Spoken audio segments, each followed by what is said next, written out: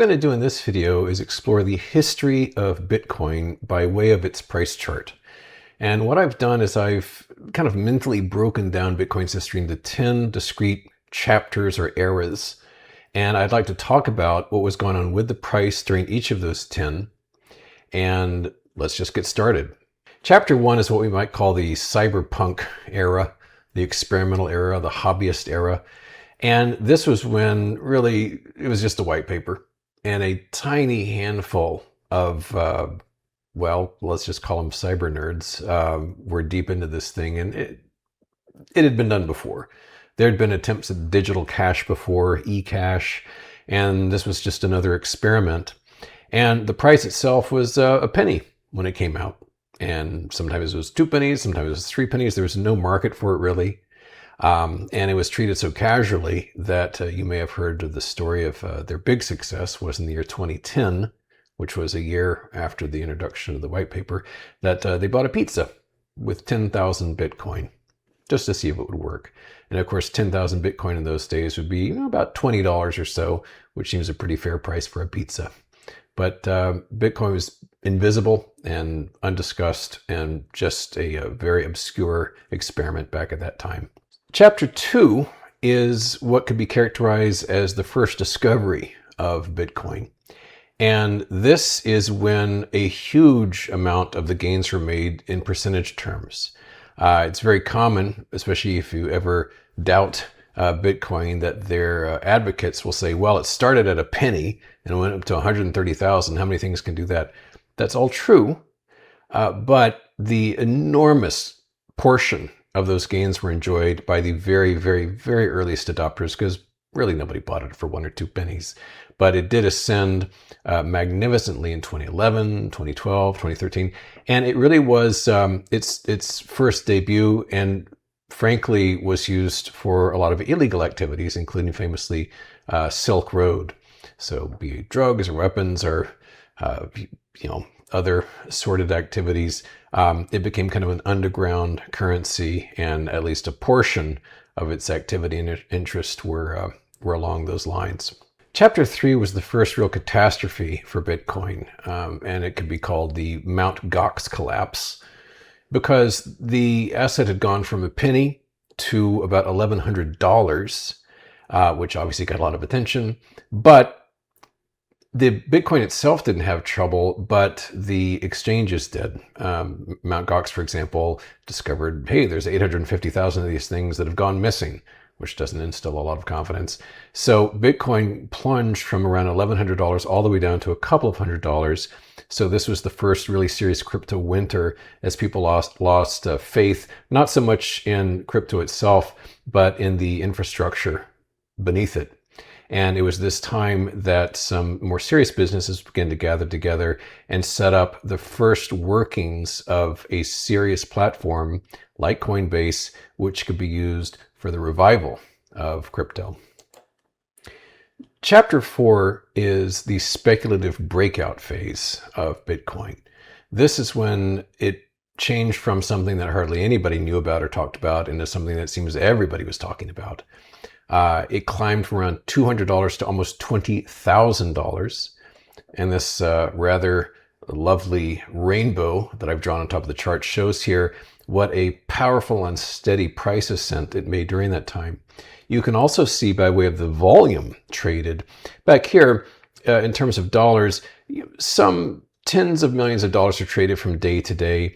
But as the volume chart clearly illustrates, this went from a very minor market in a very shallow market into one which was trading in the billions of dollars and became far more liquid and far more popular. Chapter 5 in our story is the next serious crypto winter, when Bitcoin got smashed from almost 20,000 to about 3,000. And this was a result of a big regulatory crackdown and people becoming increasingly skittish about their positions and selling off in almost a snowball fashion. And even when it began to recover itself, what happened finally in early 2020 was that COVID came along and all assets got sold off. So it also, along with stocks, got smashed down, thus returning it to around a $4,000 price level. Now, chapter 6 is an enormous one for Bitcoin because this is when those COVID trillions hit. The United States government printed up digitally trillions of dollars of support in the wake of the COVID pandemic. And that money was put to work in speculation, not just with stocks, but even more extreme with crypto, including altcoins, Ethereum, and so forth, but obviously Bitcoin, which in this space is considered a conservative investment. And it ascended again, this time from around 4,000 to about 60,000.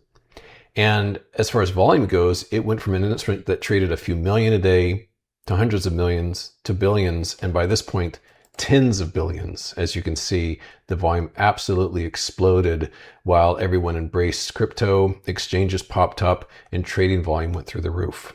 Chapter 7 in Bitcoin's history was another fall, another crypto winter, one might call it. And it was brought about by China deciding to crack down on the excess speculation and forbidding the mining of Bitcoin in China. Plus, the excesses of speculation from COVID began to unwind commensurate with the diminishment of value in the stock market. So Bitcoin went from around 60,000 down to the teens. And chapter 8 in our saga is an especially short one, but very dramatic, which was the collapse of FTX.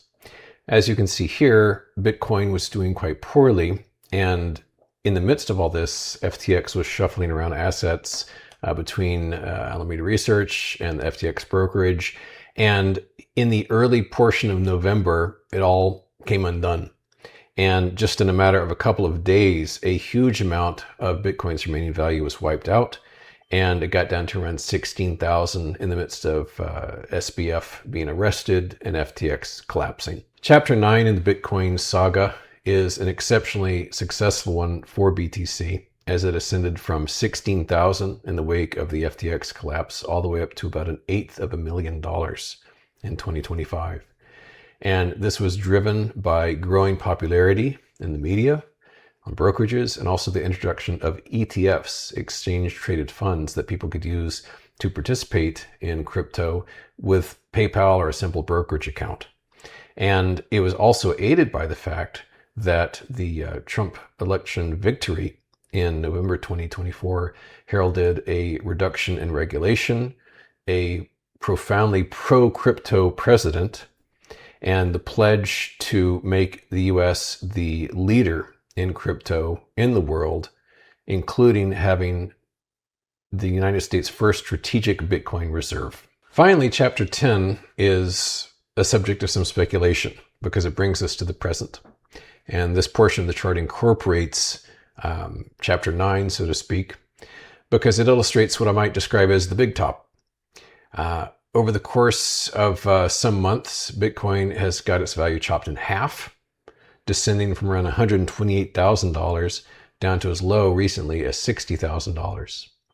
And the real question here, from a charting perspective, is does this top represent something that's going to precede a much lower move? As you can see from the entire history of Bitcoin, the sheer sharpness of the price ascents has gotten more and more shallow until such time as we haven't had a meaningful price ascent since this last rainbow back here. I would also add that at current price levels, we are trading well into the year 2026 at the same place we were trading over 2 years ago. In other words, there's been no net price gain since the spring of 2024, even though a very crypto-friendly administration burst upon the scene late in 2024, but we haven't budged since those levels.